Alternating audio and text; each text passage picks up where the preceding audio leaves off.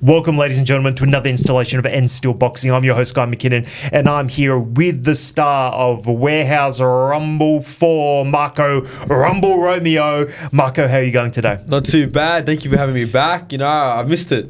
You missed it. We've missed you. We've missed you. Yeah. We've had chaos right now. We've just had a misrecording. That's right. We're just going to all run it back as it was, back to the start. Warehouse Rumble 4, Wondrous Promotions. Yeah. On this particular fight, you were the star. You were the headlining event, and we like that. Yeah, I love it. I love being the star of the show. Must be the demagogue in you saying, give it to me. Now, listen, you fought a bloke named Chernika, tough guy from Queensland.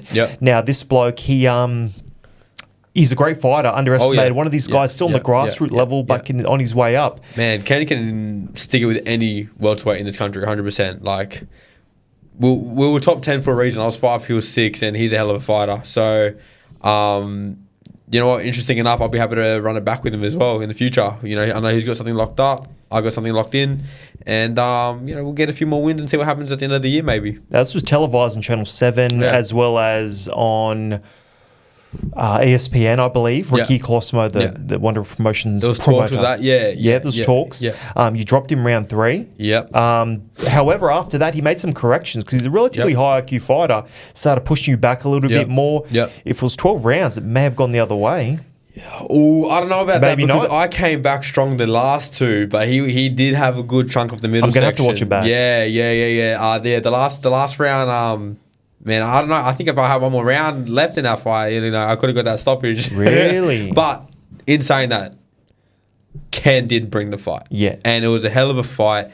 And he had a great game plan coming in. They knew exactly my flaws and what to look for. And what were they? Well, yeah, we don't want to talk about it too much. Because if you've seen the fight, you'll know. If you haven't seen the fight, you know, unlucky. Yep. Go see it. Nah.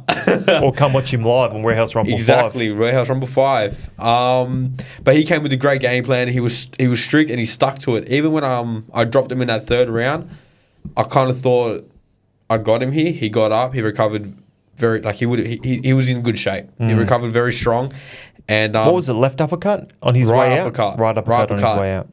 Just nice and relaxed shot. I didn't put much on it, and he dropped. Good mechanics behind it, probably. Yeah. The technique was there, but he took it well, and he went straight back to the game plan. So it was good. He did really well. Yeah. Well, you put on a good fight, he's a hell of a fighter, and he's a real nice guy afterwards as well. Yeah, man. Like I like Ken. Like that's why I think. I'm happy to do a rematch with him, but I'm happy to go to Brisbane and do it like in his backyard. I think that's only fair. But look, let's just see where we're at. You know, he's got his thing, I've got my thing. We'll see what happens. We'll see, and you're on the ascent now. Now, another guy that you're meant to fight, like providing that everything went forward correctly, is Mirko Pizzi. He versus Adam Flood in this particular fight, and he actually didn't get the win on this one, even though Tony DeVecchio called you out. Man, that's called karma. That's why you don't lock in a fight until your fight's already finished. I mean, he announced the fight with Jason Malia 2 weeks after he was supposed to fight Adam Flood. He looked past Adam Flood. And Adam Flood is no slouch of a fighter. He fought Ken. They went to war. Ken got the win. But I watched that fight and I knew Adam... I said it before. I think I told you. I said Adam's going to beat Mirko. You did. I said Mirko's looking too lightly. And not only has Mirko lost the chance of Malia, but he's missed out on the... He should have taken the fight with me first because that's what was agreed originally with him and with Tony DeVecchio and my team and his team. We said, we get past Ken, you get past Adam, we fight. So he went back on the agreement. That call out is actually on our Instagram live. There you go. Of Tony actually saying that. That's what happens. So we stuck. We're going to stick to our side of the deal. You went back on yours. It probably won't happen now. And it would have been a really good domestic level fight. His Italian fans, my Italian fans, it would have been an all-round Italian brawl on Warehouse Rumble 5, and Ricky would have loved it. And Ricky being Italian himself would have been like, give that to me. Exactly. And it's actually funny because Warehouse Rumble 5 is actually on the 5th of May, and you'll be on that fight. 4th. Sorry, May 4th. Warehouse Rumble 5 will be on May 4th. That's what I was meant to say. But you don't know your opponent yet? There's some... No, yeah, talks, we had a few. rumors? Yeah, we had a few people that we called out, but you know, Sometimes things just don't always go our way. But Clenshaw just fought on no limit. That was a potential. We're looking at the Clenshaws, the Mintos. I know Minto's in the top 10. Obviously, we want a top 10 opponent. If not top 5, I think most of the top 5s have some stuff locked in already. Yeah. I know Marley is injured as well. What are you at the moment? 5? Nah, you know, I went down 1. I went to 6. But if you look at the BoxRec, you can't go off BoxRec. Yeah. Because if you look at BoxRec, Joel Taylor's 3, Camilla Bella is like 4, but then Joel's not even in the welterweight division. Camilla hasn't fought in like 2 years. So I'm like, I should be number 3. Yeah, we'll see where things turn out. Yeah. A BoxRec, we're calling you out directly. What's going on? That's some bullshit. Yeah. 202 in the world though. Oh. And climbing those international ranks, which is what we want these belts for. It's not so much like what it does for me domestically, but what it does for me internationally. I mean, these are international belts, and because we want those international fights, we've got to collect them. Correct. So, yeah. And I was feeling this one. I was carrying this one before. It's about 5 kilos. Very weighty. It's got some weight too. I took it off after the fight, and I felt lighter. I was yeah. Wow. It feels like what it's like to fight at TimTszyu weight. Yeah, but I love it. Great belt, yeah. So some other interesting things have happened recently, especially over last weekend. We've had George Kambosos versus Wyllie, mate, on that March 22nd, which was a particularly good fight. There's some dramas happening, but beforehand, I do want to tell everyone that we were having a conversation with Eddie Hearn, just privately, not record or anything, and we were like, hey, and then Marco Romeo happened to come up with his coach and his team, Tommy Lambert. Then he came over and he's like, oh, hey, blah, blah, blah. I'd love to have a fight. And they were talking to Eddie Hearn, Matchroom Boxing, potentially fighting on that card. I mean, that's fingers crossed. I don't want to... Or a card in the future. A card in the future. Teams are talking, you know what I'm saying? It's non-zero. I don't want to say anything that I'm not supposed to say. But, when I got a photo with Eddie, and as soon as I got the photo, I said, you're going to sign me one day? And then we ended up talking, and he seems interested. So... fingers crossed you could see me on a DAZN show soon in the future. Yeah, because Matchroom want to have like 6 shows here a year. That's what we want. We want to be on one of those. We want to be like a co-main event on one of them. We want to be watched. We want to be watched. And with that said, we had I've seen Ricky Closmo and Eddie Hearn chumming up a little bit. Could be a little cheeky collaboration there. Hashtag collab. Collab, 100%. All right, anyway. But the reason that was here was because we had George Kambosos versus Jake Wyllie. Big fight. Now, a lot of people think, he just rolled off the couch. He had 2 weeks' notice, or whatever it is. Not the case. No. 5 days' notice, sorry, not the case. He fought on a Stan Sport show. How long ago was that? That wasn't even that long ago. 2 months ago on the Toss and Pedro undercard. And the fight only went a couple of rounds. His opponent got a cut. That's right. Yeah. But he's a good opponent. Well, I heard he might be fighting you. What's his name again? I don't know. Yeah, okay, yeah. But he's from Indonesia or something. Edit this out. I don't know, but I know he's fought a lot of big names. He's fought Jason Fawcett. He fought Mirko for the WBA. Yep. And he fought Jake Wyllie, which I heard, which got stopped in the 4th round, but I heard he was kind of up in that fight. Or if not up, he was definitely putting on a good performance that fight. So he's a hard hitter. I mean, he dropped Jason. He's got a good right hand. He's got a very good right hand. And like I said beforehand, be aware of that good right hand that he has. You throw some velocity. Don't get dropped by it, please.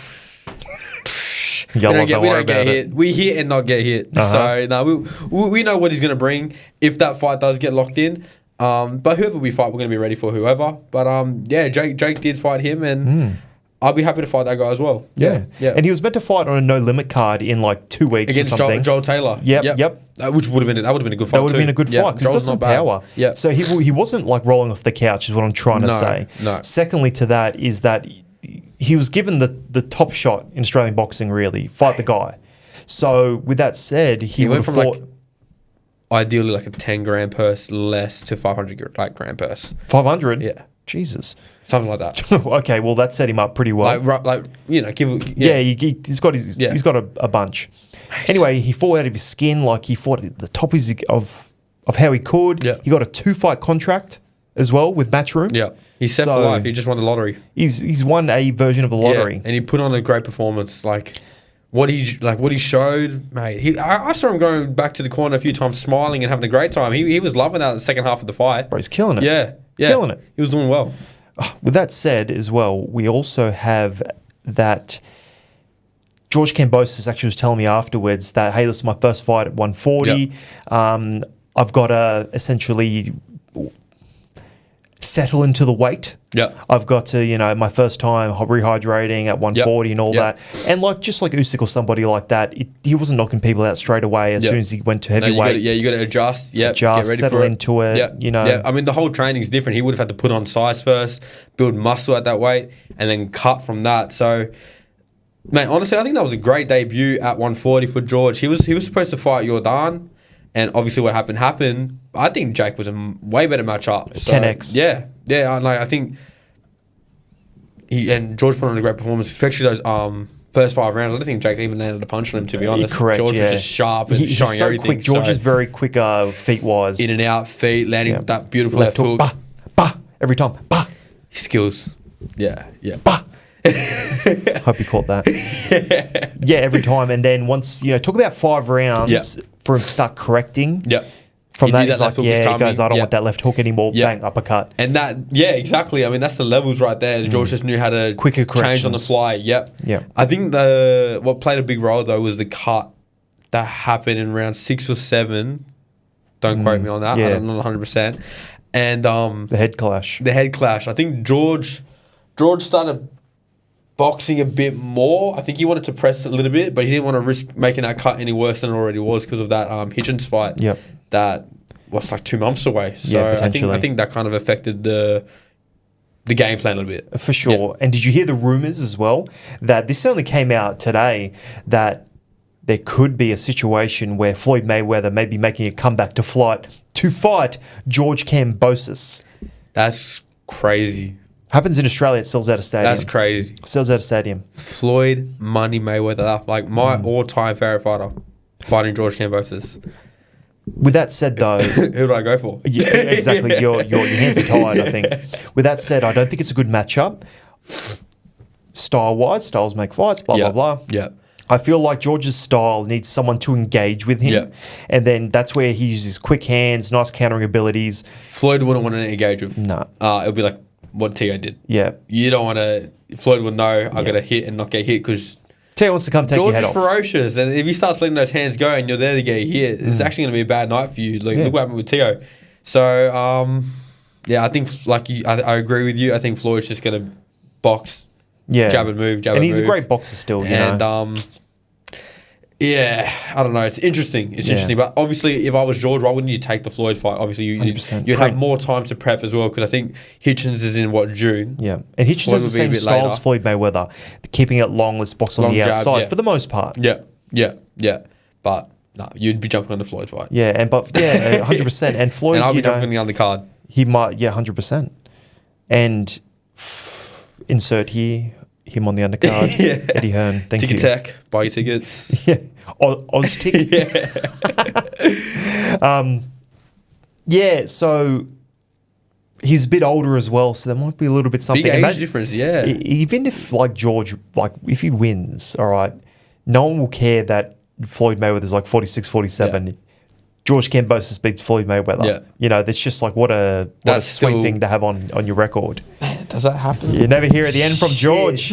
No. Exactly. Doesn't matter the age. No one has a win against Floyd Mayweather. And if he comes in, it's not a exhibition match. Not Floyd. You're putting your record on the line. Doesn't matter how old you are, bro. It'll be a fight. Yeah. And I think George will come in and George is obviously going to look to take Floyd's head off. Yeah. 100%. He's not going to take. He won't care about the age. He's going to come in there. Yeah. Do what he has to do. Yep. Yeah. So it'll be good. I hope that happens. I really do hope that happens. Some of the stuff as well that happened a few more weeks ago than that was the No Limit card.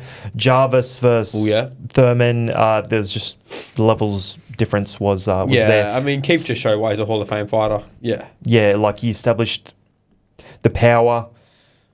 He beat him in the talking game beforehand. He was selling this fight really well. It's sad. I was saying to you before, it's sad how towards the end, if you look on Oz Boxing and No Limits Instagram, everyone's just rooting for Keith Thurman. I mean, they don't even want their own countryman to win. I mean, Brock didn't talk. He didn't fight. Best thing he had a stinker. He did have a stinker, and but I think he was too big for what was it, 154? Or was it super welter? Yeah, I think he might have been too big. I think if Brock does want to continue, I think he needs to, you know, have a little break, reevaluate the situation. Looked very big, didn't he? Yeah. And I think he needs to drop down maybe one weight class, welter, potentially fight someone in, you know, the top 10, Italian, with braids. That's who he should fight. Yeah. Mirko Pizzi? No, he doesn't have braids. He should fight. I would fight Brock. Yeah? I would look to fight Brock. Like, because you don't rate his fundamentals. No, not really. I think he's too flat-footed, bit, you know, one-dimensional. Man, but it's not even that. Like, I'm just looking to clear out domestically. So I want to fight people with big names in Australia, build me up in this country, and then take it to the next step. Yeah. Someone like Brock, you know, he's known. He's just fought headline against Keith. I would like to fight him. Like, who else is like Malia, the Australian champion? You know, I'd like to fight him. So people with some name in this country, they're the ones that I want to fight. Like, I'm not ducking. Yeah, a bit of clout. They're the kind of. That's what I want on my resume. And I'm not ducking anyone. I want to make these fights happen.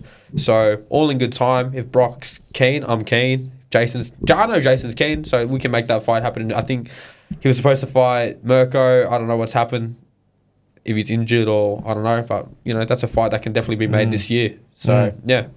Yeah, I mean, then that's all very exciting. Yeah, imagine getting something like that, Amalia. Man, I want the Malia fight. I called him out last year, straight after he beat Ben Horn. I put a post up on Instagram. I called him out. Ben Horn ain't bad, isn't he? Ben Horn can hit. Yeah. He's not fundamentally sound, but he's a fighter and he's a dog. So that was actually a tough fight. I watched that fight live.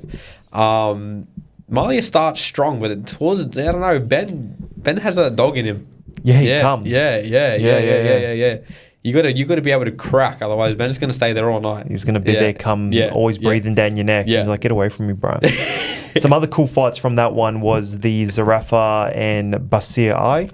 Broke his hand in the first or second. Second round or something, but ironically finished him with the same hand.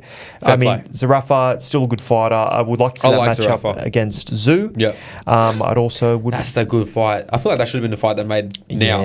Yeah. Oh, but with a broken hand. In my opinion, I think it's one of those like reserve things where it's like, okay, all good.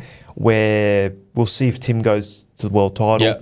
Or when if he does get a world title shot, if he loses, they can bring him back and always have a Zerafa fight. Yeah, exactly. Yeah. I think Besir was all right, but he ended up finishing with the right hand. Take a bit of time to recover from that. Yeah. I mean, he's on and off. That's the sad thing about Zerafa. You want to just see him active, but now he's on. Yeah. He's a great fighter. He's so good. He hate as well. He's so underrated in this country. I mean, like, we were talking about the Isaac Hardman, like what he did in that situation. Like, He's not given enough credit. Michael's an amazing Aussie fighter. So when he fought Isaac Hardman, he's coming in. Hardman was on a tear at the moment. He's killing everything. But as you were saying before, that boxing, when you come against a pure boxer, against a guy that came from like kickboxing or MMA or something like that type of background, that he was exposed. And it was it was the sweetest time, like uppercut or something. It was like a right uppercut coming in, just went down. I'm like, wow. He was chilling. But people thought Zerafa was going to lose that fight as well. Yeah, exactly, yeah. He was so hated. People were like, it was like 90%, 10%, you know, like everyone wanted him to lose, and he just goes and does his thing, and you know. And it was hectic, and I'm just like, wow, okay, well, he's still here, he's still a guy. So good on him. No, Michael's the man. But he's a real nice guy as well. A lot of people don't actually probably take in consideration. Yeah, well, I met him for the first time like a few weeks back at an event that we were at, a Resup event. Shout out to Resup and Middleton. And I had a chat with him personally, and he's just he's really sound. He's a good guy. I'd love to get some work with him in the future. Yeah, a bit of sparring. It's good. Even though it's a bit heavier, like you can adjust towards that. Yeah, that power, you know. Get used to it. Yeah, that 140, and then the guys at 147, 140, whichever you decide to. If I want to go down, we don't know yet. We don't know. There's still decisions that need to be made. Do you reckon everyone at 140 around your level, they're like, oh no, here comes Rumble Romeo? I don't know, man. I've got to build my name up a bit more in this country, I think. Yeah, well, that's why you're here on N Still Boxing. Exactly. Michael Rumble Romeo. We want to get that exposure on those big fights. So sponsorship, go full time. Anyway, our man, Mateo Tapia, also fought on the card. Another Northern Beaches boy. That, like I said before, that Cholo style. Hey, say you're looking for some trouble, man. Where's the speeds? Yeah, the poncho on the walkout. Oh, the poncho. He's sick. Mad dog. Yeah. Tough guy. Yeah. And versus Vorobev, Sergey Vorobev, who came over with Iman Katiev. That's right. Yeah. Yep. I think Mateo is one of Australia's biggest hidden gems. 100%. Not giving enough credit. Second biggest. Second. Come on, we need that. We need that ego up. We need that ego up. Second biggest hidden gem. Yeah. Sure. No, he is for sure. Yeah. I just love the way, like you're saying, setting it up, and then eventually, after a while, slipped under that lazy jab, came back over the top with the most hellacious right overhand. Sends his eyes rolling back to his head. Yeah, he went directly down. Never good. But I heard some feedback on that fight, and people will say, "Oh, Mateo lost that round. Oh, Mateo lost the majority of the rounds." But like, you don't like. I don't think so. People who criticize that, it's boxing. Mateo set that right hand up from the first round. He's setting traps, and he's still like. Boxing the whole time. He's on that jab, keeping Sergey like guessing the whole time. Yeah. Boom, right hand. Like Mateo, he can crack. He's got that knockout power, and he's got the IQ as well. I mean, he's definitely a hidden gem. I can't wait to see what he does in the future. He's definitely going to take over, I reckon, Aussie boxing. I reckon him and Tim, they're on par. He needs to get the same credit. Yeah, and like once he starts getting a few, it's the name, and everyone pours all the resources into Tim. But, exactly. Yeah. But Mateo's coming. Mateo's coming, you know? Yeah. He's relatively young as well. Yeah. Relatively. And then the other guy, Ruston. Oh, Kieran Ruston. That dude has Riyadh season written all over him. Light heavyweight division. Mess with. Yep. He's incredible. I love his footwork. I love his power, his speed. Do you know what I want to see with Kieran? I think there was that Max McIntyre fight that they're trying to make happen. But I want to see him fight Imev. Imev? Yeah, or the one that's in Iman. In George's camp. He's a light heavy. That's the fight I want to see. He's had 5 fights though. Kira? Yeah. How much does Iman have? That was his first 10-rounder. Yeah, true. I was talking to GeorgeKambosos the other day, and he wants him going up, like really more 10-round. No, sorry, not weight wise, but like in fight. Ruston has to catch up. You know what I mean? Like they're not going to slow down for him. It's But that is a hell of a fight. That's what I want to see. I reckon that'll be a fucking fight. That's a fight. Yeah. I might even favour Ruston. Do you reckon? No, I don't know. Call me crazy. Jim, Imam, don't hold me to this, but I like Ruston a lot. Yeah, he's good. He's a good boxer, and he's got really good feet. I love the feet. He's got really good feet. I love the feet. But geez, the Sydney Destroyer, Iman, he's a... But I'd rather see that fight than the Max McIntyre fight. Max McIntyre. Max is at super middle. Is he not light heavy? No. Oh, he's super middle. No, it's like super but middle. Aren't they talking about making that fight happen? Are they? That's I swear hectic. I've heard that. All right, I'm gonna have to look into that. Yeah, look into that. I swear I've heard Max talk about it, or like an interview. Yeah. Really? Maybe with someone else. Because Max is real good. He's good. He's money. Nah, he's not money. Like he's not like Floyd. We've had a few conversations with him and catch it on Instagram. Yeah. However, I'm not sure about that one. I like Ruston. Yeah, I like Ruston. Yeah. But he versus this guy called TongoTongo. Let me tell you about this. All right, he's from Tongan heritage. Yeah. Once these Pacific Islands start putting rugby maybe second or equal to boxing, let me tell you right now that light heavyweight upwards is going to put the whole boxing world on notice. They're dangerous. Because these guys are freak athletes. Just naturally. Pacific Islanders. So jealous. Freaks. Yeah. I mean, I love it. We've got my Uso Nicolson. He's fighting tomorrow on the Paul Nazari show. And I'm not going to say... Neutral corner. Yeah, I'm not going to say his age, but he's 21. Let's just say he's 21. But he can crack like a 21-year-old. I mean... Yeah, we were talking to him and he looks great. Yeah, he's got that Benjamin Button disease. You know, he's getting younger as he gets older. Yes, so it's crazy. Yeah. But they're just naturally gifted, like you said, and they love to fight. They're just naturally good at it. Yep. So I agree. Yeah. And you know what? It's rugby, and that's king. It's king on Pacific Islanders. Yeah. But if they just go a little bit boxing, oh my goodness, David Tszyu. Yeah. All right, let's just talk about it. It's really quick. Small population. David Tszyu. Yeah. Jopataya. Yeah. The guy, Joseph Parker. Yeah. But then you got Tuivasa in the UFC as well. Yeah, Tuivasa. Yeah. Like, and that's just boxing. I hate Shoeys so much. It's disgusting. Horrid. But just naturally good fighters. Mark Hunt. Mark Hunt. Yeah, Mad Dog. Yeah.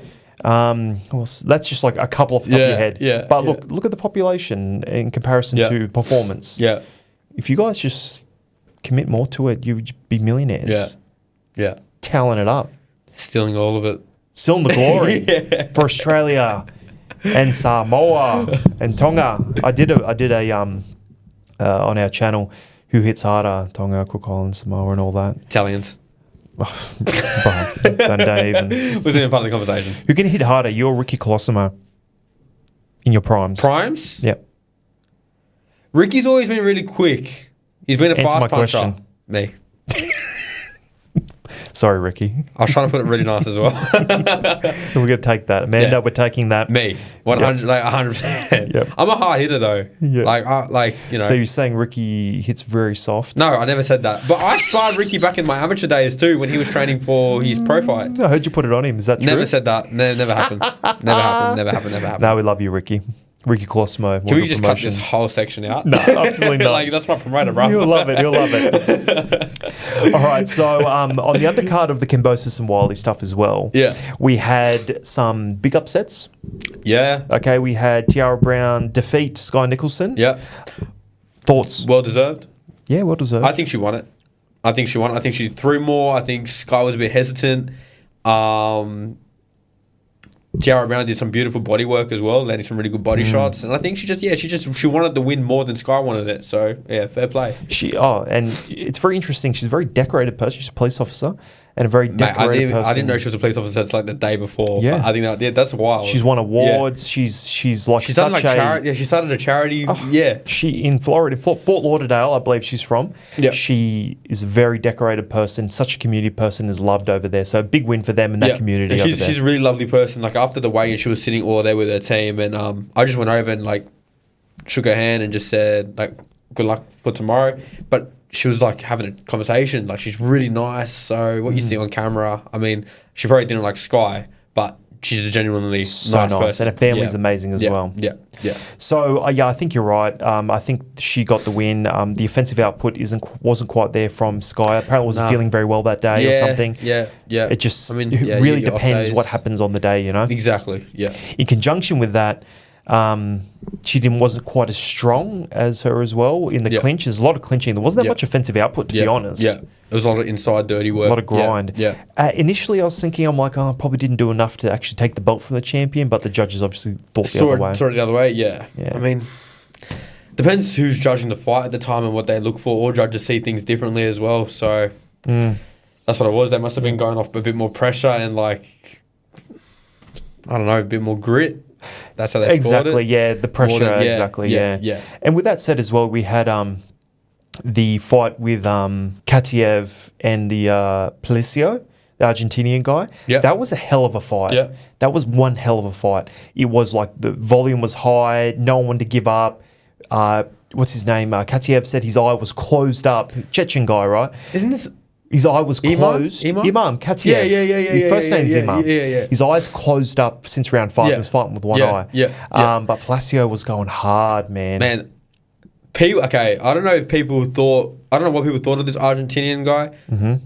This is going to sound a bit like zesty, but when I saw him take the shirt off at the weigh-in, he was a tree trunk. And I knew, like, man, this is going to be a hard real fight. This guy's in shape. Like, real shape. Just solid brick. Yeah. I was like, he's coming to fight. Yeah. So I like, but yeah, Iman, he did some good body work as well. I think he was trying to wear him down, but the Argentinian just ate them. Relentless, brother. Tszyu was relentless. It was a good test for him because this guy has big upside. First 10 rounder as well. Destroyer. Yeah. I would like to see the Argentinian fight again though, 100%. 100%. I think Eddie said he was going to give him a contract because it was awesome. Yeah. Apparently couldn't fly home for like 3 days because his face was like this. Apparently.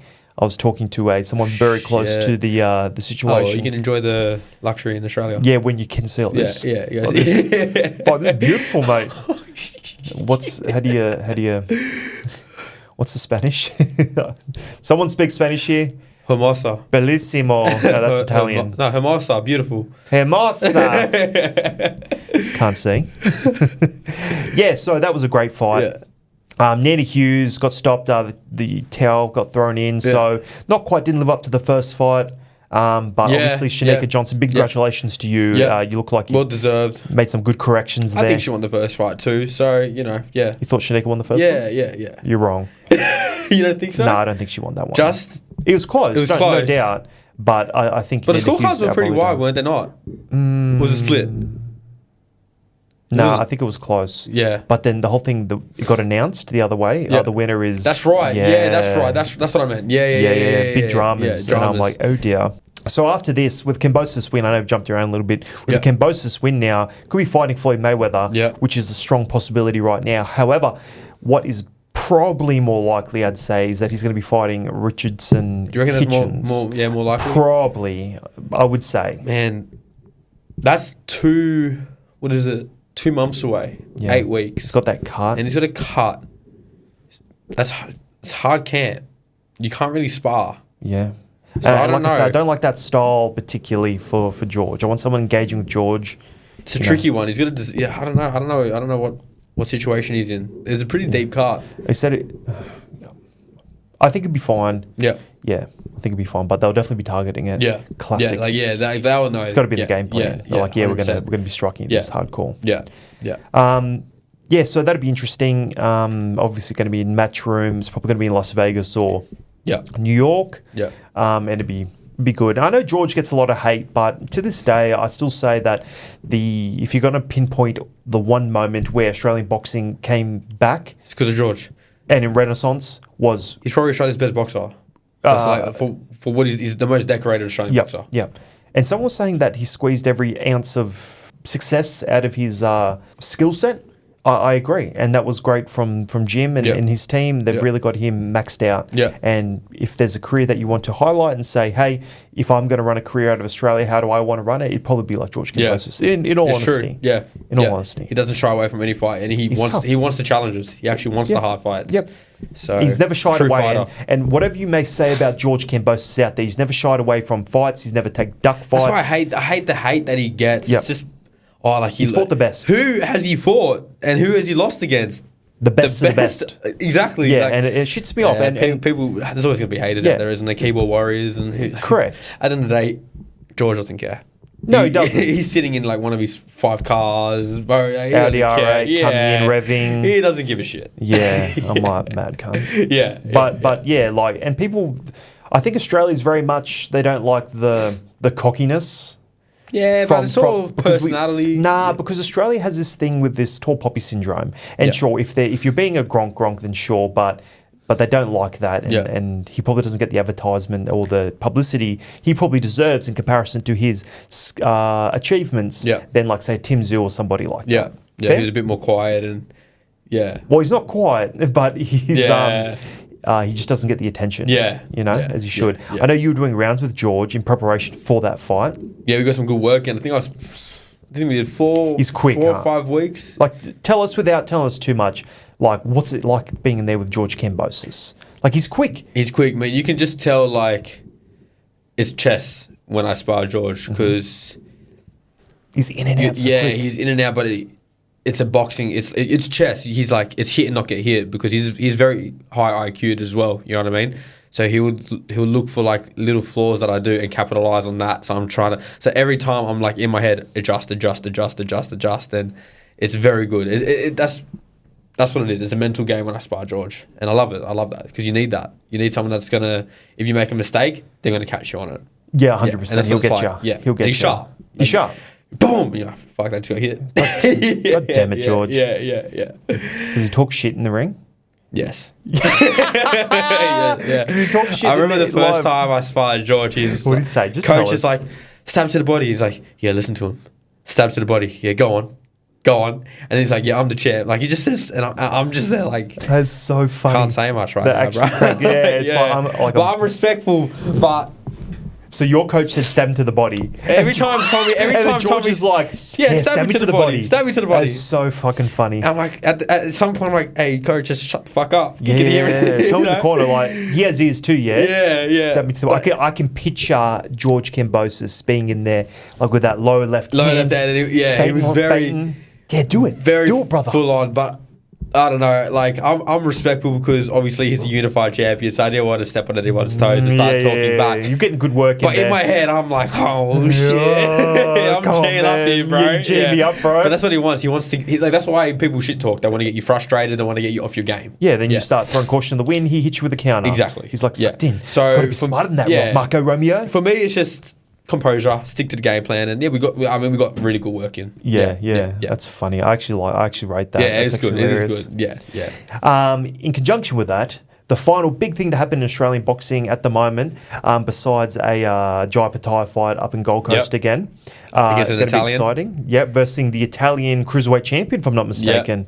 Zerdo Ramirez, come on, fight Jai Pattaya, come to Australia. We want to see that. He doesn't want to fight Jai. No, and I wouldn't want to fight Jai either. Yeah. Got a quick side note before we go into this TimTszyu area. Yeah. Is that at this fight with George Kambosos, what happened? I was there and I'm like, I'm going to go get something to eat. So I got for a walk, okay, just to where everyone else is walking around Kudos Bank Arena. Yeah. And I walked by and this bloke with a bucket hat with just a couple of boys around him. And I'm like, and everyone's just walking around. And I'm like, shit, that's Jai Pattaya. Yeah. So I'm there and I'm like, he loves the bucket hat. Yeah, he loves the bucket. He's like, hey, bro, how you going? Yeah. You know, in that gravelly voice he has. I'm like, hey, man, how you going? You know, like, what's going on? He recognizes me because we've, I've worked around the area. Anyway, Jai is like, everyone's walking by and not realising that the IBF Ring Magazine Riyadh season is right there in their presence. And Mick Francis, the promoter of Tasman Fighters, is like, hey man, how you going? Mick just like soul of the earth bloke as well. And I'm like, in my head, it's just like boxing just a night out for a lot of people around here as opposed to like a footy star or something. Yeah, right? It's true. It's weird that. Yeah. Sad that. yeah. So they don't get enough credit, these Australian boxers, but he's one of the. He's like. I've seen on like the Zone, not to mug him off, but I've seen like on the Zone, like when they do like tier list, like in the fighters, he's A list and all this, that. So like S, A, B, C, D. And they like, Usyk S tier. Man, when Jai comes up, I've seen like Tszyu, I've seen like he's like I don't even know who that is.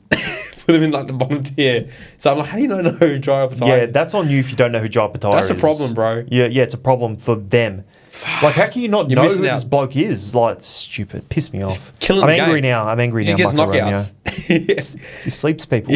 Proper. Easy. He's like actively. But I like the mentality as well. There was I saw something. It's a religion to me, bro. But he was talking to kids, like 10-year-old kids, and they're like, oh, like how do we be a boxer? And he's like, no, you got to sacrifice every day. You got to give up all the BS. Like you got to discipline. I'm like, because he works so hard, and all he knows is hard work. But he's talking to like 10-year-old kids. Yeah, but he's talking to him seriously. Yeah, and he's serious with them. That's what you got to do, He's bro. the man. He's the man. Yeah. It's true. That's the mindset that you need to have. And he's been doing it for so long now. It's just his nature.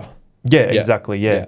And I know he had to correct some things from how he was training and was before he sacrificed it all. Yeah, now he's just there to get the work done and dominate. He comes in and dominates. He's doing it. Have you seen his walkouts? He doesn't even blink. Yeah. Hey, talking about walkouts really quick, you had a very sick walkout your last fight. You had the Rocky theme that goes into that. Stare al perché ti amo. Yeah, which is like a famous Italian sort of dancing song. If you know, you know. Yeah. If you know, you know.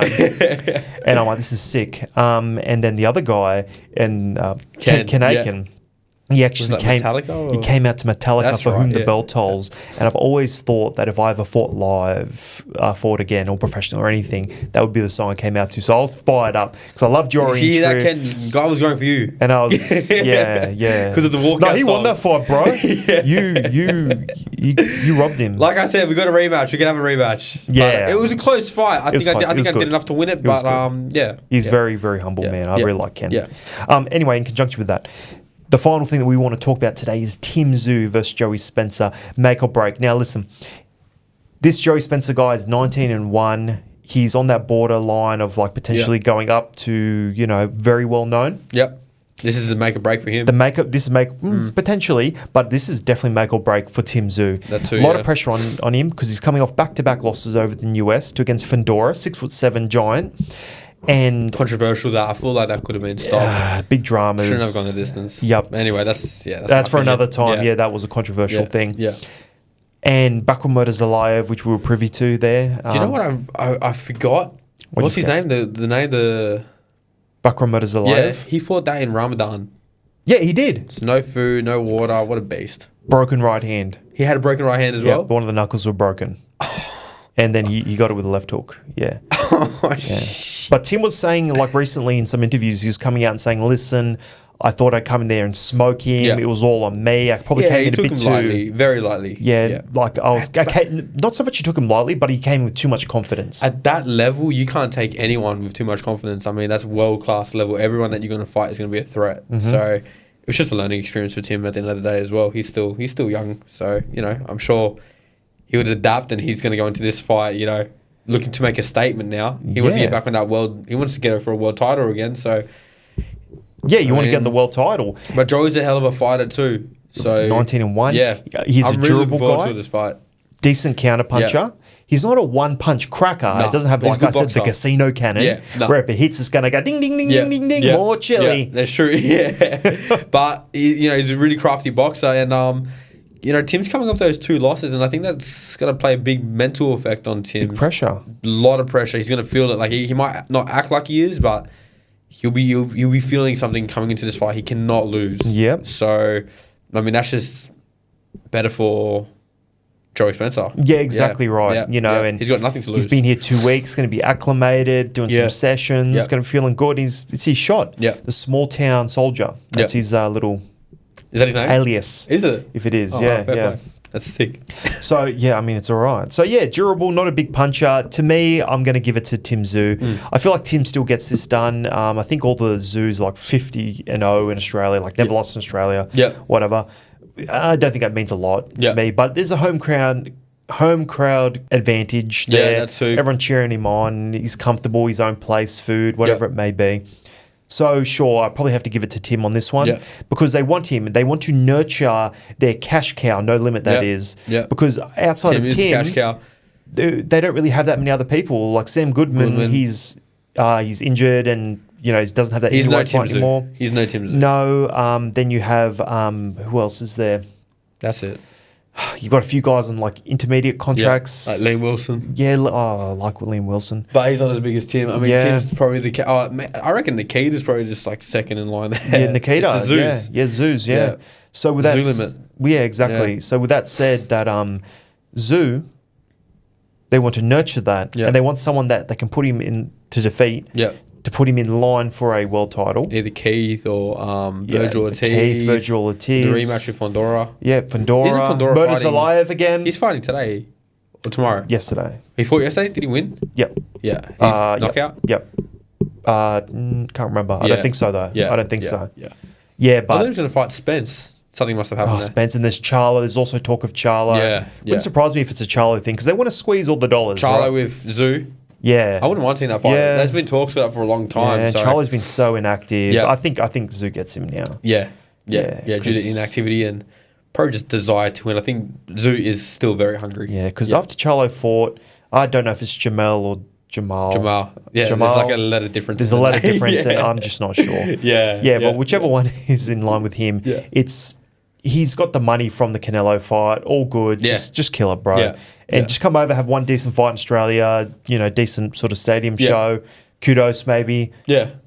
And that's it. Hang it up. Yeah. You're good. Yeah, that'll be good. It'd be solid. He'll still make a lot of money if he fights Tim. Yeah. Yeah. And then, I wouldn't take on a Virgil Ortiz at the moment. For Tim? Man, Virgil's up. Maybe Fondora? Maybe Fondora would be interesting. A Fondora rematch. Well, I had Tim winning that in the first 2 rounds just until the head cut. So, Like, Tim was landing a lot of perfect counter shots. Yep. Just could have been stopped. In the late, obviously, you don't know, it's a fight. Yeah. But that cut was just ridiculous. The way it was, I agree with you. The way it was trending, I'm like, Tim's going to get this guy. Yeah. He just made it look easy. But like I say, every time, last minute replacements always cause drama, man. They always cause drama. Elbow? It was an elbow. Tim dipped into the elbow. It wasn't like dodgy by Fondora. No, it was accidental. Yeah, correct. With that said, last minute guys cause drama. Yeah. When you verse a guy that's So 6'7", as tall as Anthony Joshua in the super welterweight. Yeah. I mean, good on him for not ducking, but I mean, this is a special. You need specialist sparring for that. You know. Yeah. I don't know. Call me crazy. No, 100% you do. Yeah, 100%. Because this is not normal. That's a tall man. This is not normal to me. Yeah, but no. Oh well. Yeah. Anyway, so that's really what I want to kind of summarize. But, ladies and gentlemen, I'm slipping in this chair. But, ladies and gentlemen, you can catch Marco Rumble Romeo coming very, very soon on a fight near you. And that fight in particular is Warehouse Rumble 5, May 4th. Marco Rumble Romeo, I'm Guy McKinnon. This is Then Still Boxing. And until next time.